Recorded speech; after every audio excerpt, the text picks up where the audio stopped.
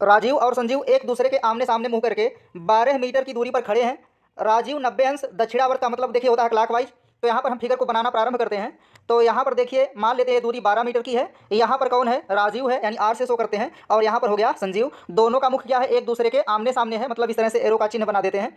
और इनके बीच की दूरी 12 मीटर दी गई है। अब यहाँ देखिए आगे दिया गया है राजीव 90 अंश दक्षिणावर्त। देखिए दक्षिणावर्त का मतलब क्लॉकवाइज। और यहाँ देखिए घूमने की डायरेक्शन क्या होती है? जिस दिशा में वह जा रहा है या जिधर मुख है उस दिशा से आपको क्या करना है? 90 अंश दक्षिणावर्त यानी क्लॉकवाइज घुमाना है। तो यहाँ पर देखिए इस डायरेक्शन से आप 90 अंश इधर घूमेंगे तो यहाँ पर जो है यह कहाँ जाएगा? राजीव नीचे की दिशा में चला जाएगा 90 अंश दक्षिणावर्त घूमने पर।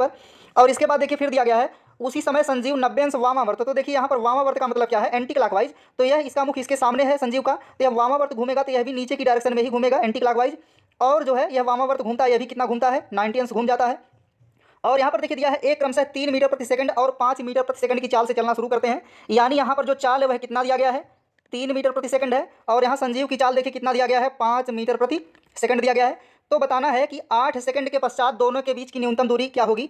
तो यहाँ पर देखिए जब यहाँ चाल ज़्यादा है तो इसका मतलब इस दूरी का मान क्या होगा? राजीव से अधिक हो जाएगा। अब ऐसे प्रश्नों में देखिए क्या करना है, आप पहले दोनों की अलग अलग दूरी निकालेंगे। तो यहाँ पर देखिए राजीव द्वारा 8 सेकंड में तय की गई दूरी का मान, तो दूरी बराबर होता है चाल गुणे समय। राजीव की चाल 3 है और समय कितना? 8 है। तो यहाँ पर दूरी कितना हो जाएगी? 8 त्रिक 24 मीटर हो जाएगी।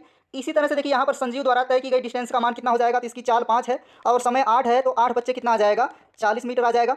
इसका मतलब देखिए यह जो दूरी है कितना है? 40 है। और यहाँ पर यह दूरी कितना है? 24 है।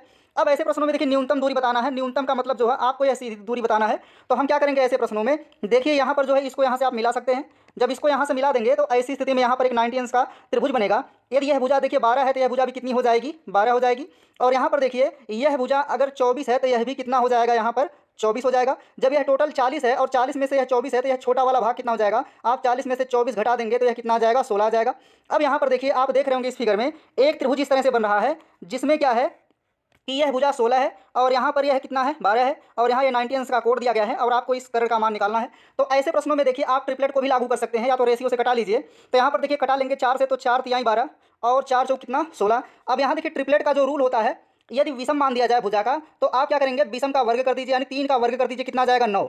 अब 9 को ऐसे दो भागों में तोड़िए जिनमें अंतर कितने का आ जाए? 1 का। तो आप कह सकते हैं हम ले सकते हैं 4 और कितना? 5। तो जिसमें से देखिए एक भुजा 4 है तो यह कर्ण अपने आप कितना हो जाएगा? 5 हो जाएगा।